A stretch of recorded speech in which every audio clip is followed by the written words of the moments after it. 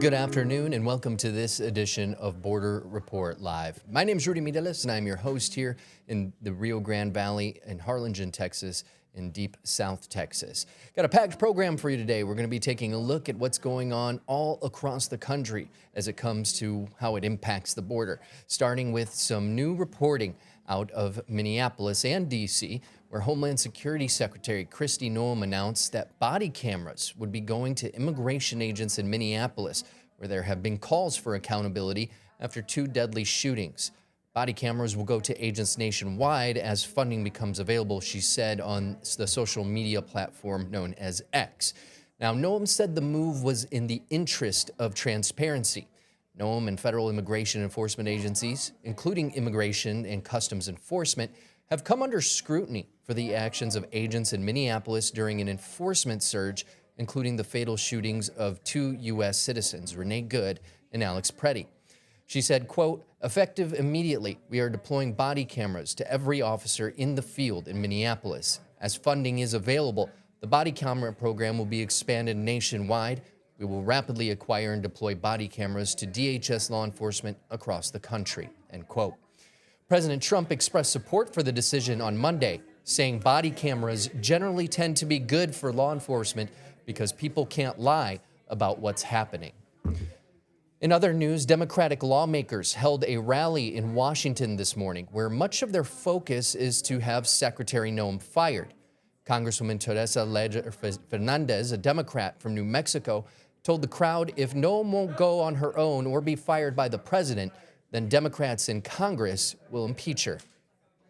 And under Kristi Noem's leadership, taking her direction from Steve Miller and President Trump, she has turned ICE into a place where cruelty is the purpose, where hatred is the strategy to divide America.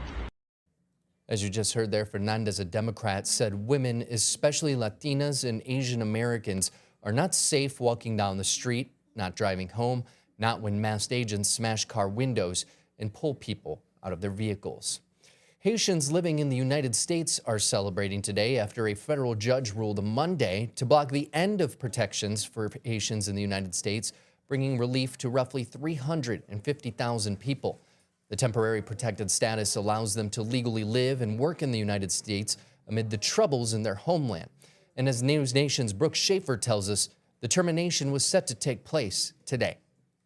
Here in Miami's Little Haiti neighborhood, that late-night ruling brought some serious relief to this community that local leaders had said was scared to death and feared deportation. A federal judge overnight easing some of those concerns, ruling the Trump administration for now can't end the temporary protective status of Haitian migrants across the U.S. That TPS was set to end tonight and impact roughly 350,000 people. The last-minute ruling follows weeks of demonstrations in parts of the country, including in Springfield, Ohio, where just yesterday faith leaders raised humanitarian concerns and warned deportations could create an economic crisis.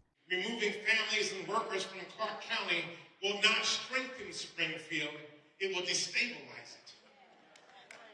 When families are torn apart, schools suffer. When workers are removed, businesses suffer. When fear spreads, communities suffer. Department of Homeland Security has said it wants to end TPS for Haitian migrants because it says conditions have improved in Haiti, claiming it's now safe to return and that this was only meant to be temporary protection. Haitian TPS holders disagree. A DHS spokesperson said they plan to take this latest ruling to the Supreme Court. In Miami's Little Haiti neighborhood, Brooke Schaefer, News Nation. In her 83-page opinion, federal judge Ana Reyes ruled that plaintiffs were likely to prevail on the merits of the case and that she found it substantially likely that Homeland Security Secretary Kristi Noem preordained her termination decision because of hostility to non-white immigrants. All along the U.S.-Mexico border, there are federal checkpoints that we who live here in South Texas and again across the border have to drive through when heading north. Here in the Rio Grande Valley, they're located in Sarita and Falfurrias, two small towns in between here and San Antonio. There's also some in Arizona, New Mexico, and California. Now the Border Patrol is planning to set up 2 additional checkpoints near Roma, Texas, which is about 35 miles to the west of us here in Harlingen. But Lauren Sierra tells us the agency is saying very little about why. Border Patrol says these new checkpoints are meant to enhance border security efforts, but they're not giving a whole lot of detail on the planned operations. According to a statement from Customs and Border Protection, the checkpoints are being put in proactively to, quote, deter illegal cross-border activity, interdict contraband, and assist in the overall enforcement of immigration laws. The statement goes on to say that the safety and security of the traveling public remain a top priority. Customs and Border Patrol did not have details on when these checkpoints will open, if they'll require permanent infrastructure, or where exactly they will be located. Roma Police Chief Garza Jr. told Valley Central Monday afternoon that they had not seen anything yet, and Starr County Sheriff Rene Horta-Fuentes also said as of Sunday they had not been provided any information. And now these checkpoints come as data from Customs and Border Protection point to record low numbers of border crossings. In Starr County, I'm Lauren Sierra. Now, if you've never driven through a Border Patrol checkpoint, it's kind of imposing when you do it for the first time. You don't get them if you're coming down from, let's say, San Antonio or Corpus Christi or Houston on the way into the Rio Grande Valley. It's a straight shot here. But as we head north, we have to get through those points, as two that I mentioned earlier, Falfurrias and in Sarita. When you come up, you get flashing lights telling you to slow down your speed in increments until you actually make it to the checkpoint. And when you get there, an agent will ask you and anyone else in your vehicle if you are U.S. citizens, and then you drive away typically. It only takes a few seconds. But if the drug-sniffing dogs or even an agent suspects that you might be harboring immigrants in the country without permission, drugs, or other contraband, you get pulled aside into secondary inspection. That's where they start going through your vehicle. They're going to question you, go through your vehicle, and see if they find anything. And of course, if they do, then you could be in trouble with the law. Again, these two new checkpoints, nothing new to those of us who live along the border, but in practice, it is a concern for a lot of people living there as to why, if the numbers, as Lauren mentioned, are dropping when it comes to migrant encounters for Border Patrol agents here in the Rio Grande Valley, why are those makeshift temporary checkpoints being added, and why is it happening so close to the border instead of that 100 miles away or so from the Rio Grande Valley? We're going to continue to stay on top of this, and we'll keep you updated both here on Border Report Live and, as always, on borderreport.com. Mexican visa holders are now thinking twice before crossing into the United States to shop, dine, and stay at local hotels along the U.S.-Mexico border when they do so, whether it's to do those things or maybe visit family members. As we've talked about on this program before, a lot of us have family and go back and forth to see them on a consistent basis. As reporter Sandy Torres tells us, hotel owners depend on Mexican shoppers to fill their rooms on weekends. And I've been in the business for basically my whole adult life. I've been in the business, and even as a kid, helping out in the business. So we've been here a long time doing business.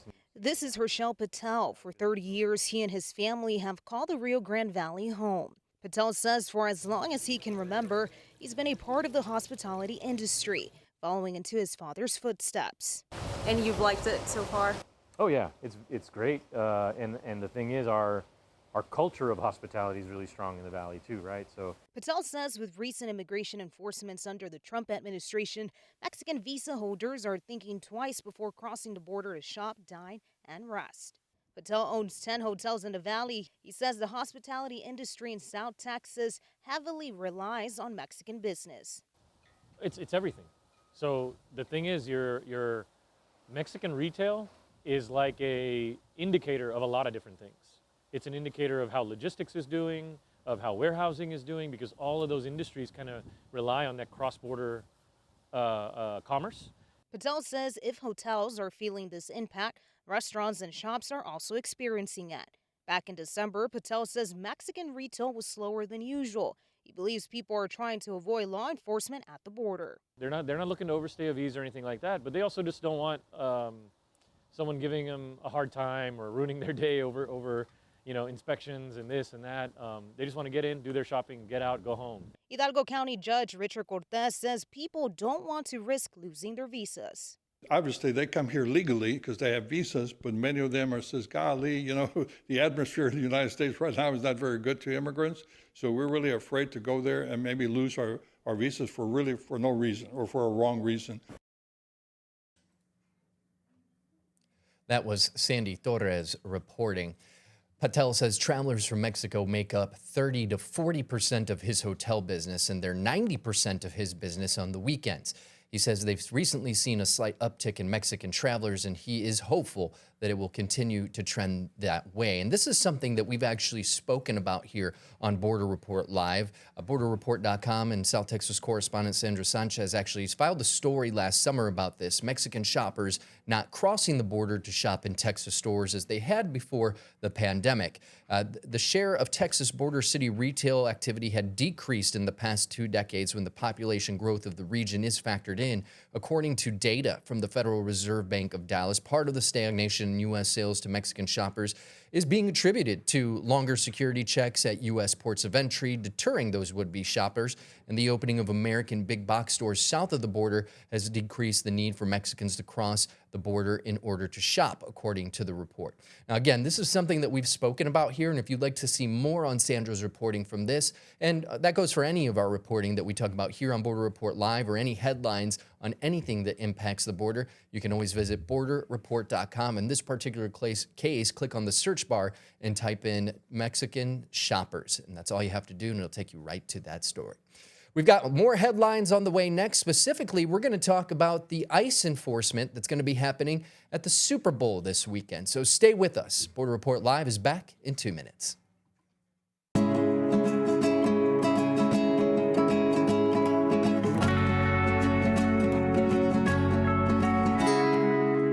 Welcome back to this edition of Border Report Live. My name is Rudy Mireles, your host here in Harlingen, Texas, in the Rio Grande Valley of deep South Texas. So on Sunday night during the Grammys, we saw many artists do what they are saying is a protest of ICE enforcement happening in Minneapolis. And on Monday, we learned that Bruce Springsteen's protest song, ripping what he calls the state terror tactics by ICE agents, is topping the music sales charts here in the United States. According to our partners at The Hill, Streets of Minneapolis was last week's highest-selling song in the United States, according to Billboard. The tune took the top spot on Billboard's digital song sales chart in the last week of January, selling 16,000 downloads, according to data from Luminate. Billboard noted that Springsteen's song hit #1 despite only being available for 2 days of that entire tracking period. The Born in the USA singer, who's been a frequent critic of President Donald Trump, who has called his administration corrupt and treasonous, said in a social media post last week that he penned the song in response to, quote, the state terror being visited on the city of Minneapolis. Getting into what we were talking about and what's been at the forefront of a lot of folks' minds this week is the Super Bowl. Well, NFL officials say there are no planned ICE enforcements expected at this Sunday's big game. NFL Chief Security Officer Kathy Lanier at a news conference today said Department of Homeland Security has been our partner for more than 20 years now. She explained the department is made up of many different departments aside from ICE. Some of those agencies may be present, she admitted. Trump campaign advisor Corey Lewandowski, who also works with the Department of Homeland Security, and the Secretary Kristi Noem, suggested ICE agents would be present at the game after Bad Bunny was announced as the halftime performer. Another tie-in to the Grammys there, taking Album of the Year this past Sunday. The Puerto Rican superstar, however, has been a critic of the president and his immigration enforcement operations, and even took a chance to, again, protest ICE as many artists did while accepting his award this weekend. A digital billboard is turning heads at Fisherman's Wharf in San Francisco. The billboard is displaying multiple advertisements promoting U.S. immigrations and customs enforcement. As reporter Jory Horta tells us, the billboard is just a couple of blocks away from Pier 39, which is a hot spot for tourists arriving for the Super Bowl this week. Thousands are expected to arrive in San Francisco this week for the Super Bowl, and as they do, many will be looking at this billboard that's up now in Fisherman's Wharf. It's an electronic billboard with circulating ads, 3 different signs involving ICE. One says Defensive Player of the Year, ICE, and shows an ICE agent holding a trophy. Another sign reads, cheering because the home team finally started investing in defense. The sign shows ICE agents in riot gear lined up along the border wall. Another ad has a split screen with football players on one side that says they can't win without defense. The other side shows ICE and says, neither can America. This is at Jefferson and Mason above a souvenir shop. The new billboards come amid ICE protests. There are also concerns here in the Bay Area among some over whether ICE may show up during the Super Bowl. These ads are paid for by a group called American Sovereignty. A message on the organization's website says, quote, "We believe a sovereign nation must know and control who enters, enforce the law fairly, and only welcome those who follow the rules." We've reached out to the group for comment. In the meantime, San Francisco Mayor Daniel Lurie saying he does not expect a surge in ICE during Super Bowl week. In San Francisco, Joey Horta, KRON 4 News. Now, the game will be played this Sunday. The Seattle Seahawks will face the New England Patriots. And as we mentioned, this year's Super Bowl halftime show, the official performer of this year's Super Bowl halftime show is Bad Bunny. But we've recently learned, just in the last day or so, that the Turning Point USA programmed Super Bowl halftime show will be headlined by none other than Kid Rock. They're billing this as an all-American version of a Super Bowl halftime show, despite Puerto Rico being a territory of the United States. Puerto Rico, of course, being the home and birthland of Bad Bunny. Something he also brought up while at the Grammys on Sunday night, thanking his mom and saying he was thankful for having been raised in Puerto Rico. Well, that's going to do it for this segment, talking about the big game coming up this Sunday. But in just a little bit, we're going to be talking a few more headlines. So stay with us. Sport Report Live is back in 2 minutes.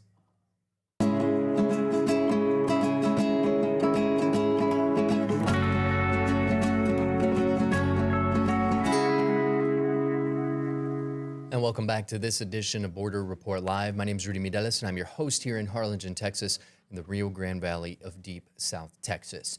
The Department of Homeland Security's approach to naming immigrant enforcement operations is eliciting polarizing opinions. One of them, are the names funny or are they offensive?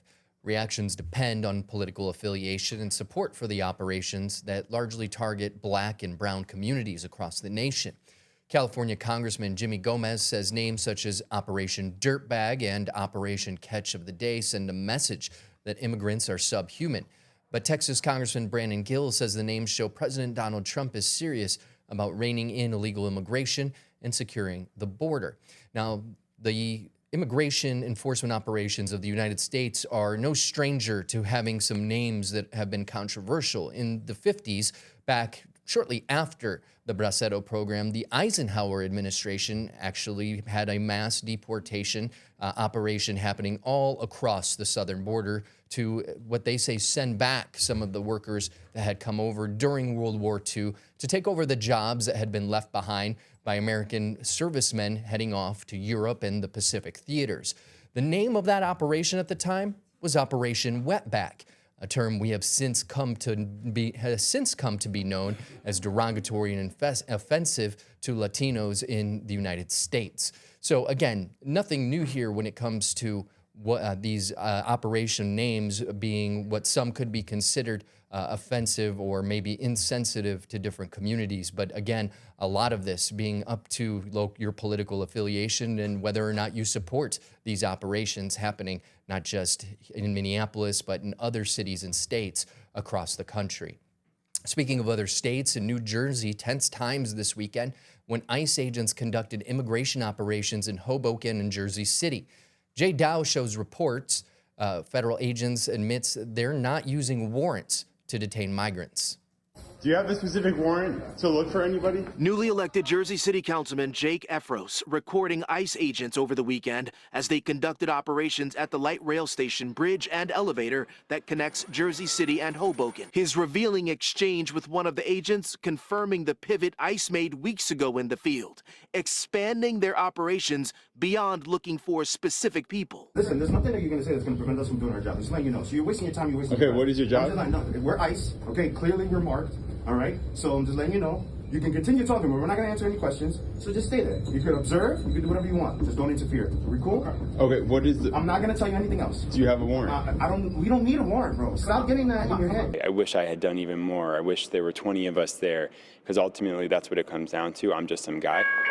Reaction swift among riders who we spoke with Monday at the same station. I don't feel safe anymore, even though I have my citizenship. Jersey City Mayor James Solomon acknowledging that people need to tread carefully when dealing with ICE agents at home and on the street, especially in light of the internal ICE memo giving the green light for agents to detain people without a judicial warrant. That memo is unconstitutional, right? ICE is, anytime they enter a private home without a judicial warrant, you are violating the law, you are violating the Constitution. The prospect of being randomly picked up on the street, introducing a new calculus for Salma, who told us she's a U.S. citizen originally from Egypt. I'm carrying my passport, my social security, my ID. In the past, had you ever walked around with your passport? Never, never. Councilman Efros and Mayor Solomon both making it clear that they believe that there's strength in numbers, that Jersey City resources will not be used to assist ICE. But the mayor also very candidly saying that in some situations you have to be very careful about how you deal with ICE agents in the field. In Hoboken, Jay Dow, Pix 11 News. Moving on now to an update we first told you about at the end of last year out of Mexico.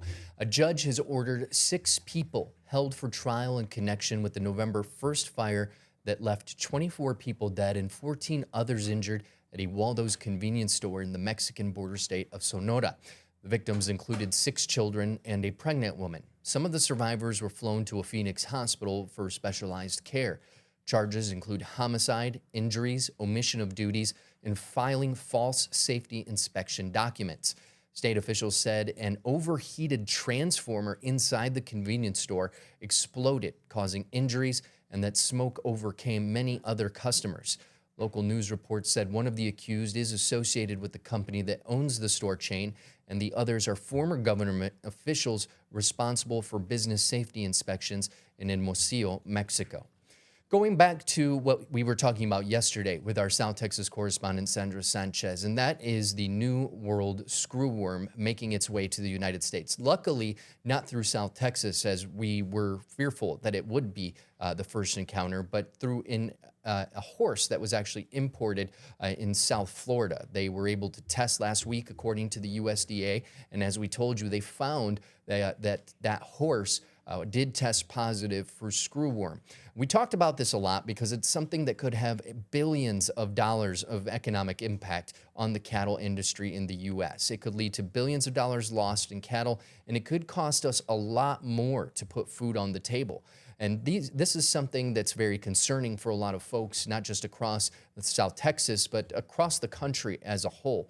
We have since learned that they are going to be dropping sterile flies, as we told you about yesterday. Pretty cool, actually, marked with some kind of fluorescent fluid that way they can tell when they catch them in traps the different flies from the natural born flies. But what was interesting about that, I think the most interesting about that, is that they're going to drop these flies, and that the female fly only can lay eggs once in her lifetime. And they're hoping that those flies can take the further propagation of these flies off the table. Now, the last place it was found was about 70 miles south of us here in South Texas. Now, just for a little context, it is 240 miles from here to San Antonio, Texas, about half that distance, or a little more than half, to Corpus Christi. These are trips that people in South Texas make on a regular basis, whether to go see family and friends, and same thing, heading down south. Reynosa, Monterrey, Mexico, is one of the top destinations for folks living in the upper Rio Grande Valley. In Hidalgo County, that is not that much further from 70 miles away. So these are trips that people take very often. But we've been covering this a lot because it is so important. So if you'd like to learn more about the screwworm, where it is now, and what both the state of Texas and the USDA are doing to solve the problem before it becomes a problem, you can read more on borderreport.com. Just click on the search bar and type in screwworm.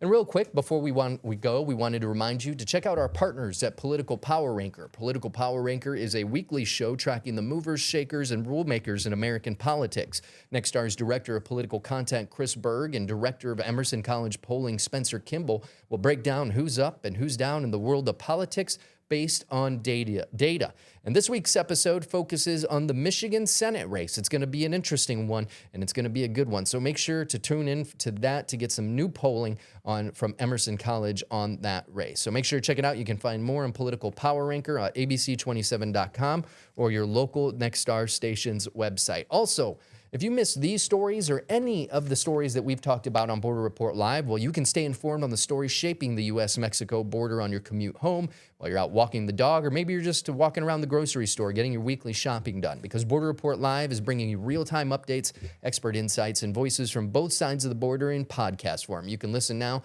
at Apple Podcasts, iHeartRadio, Spotify, and the YouTube app. That's going to do it for us today. Until next time, have a good day.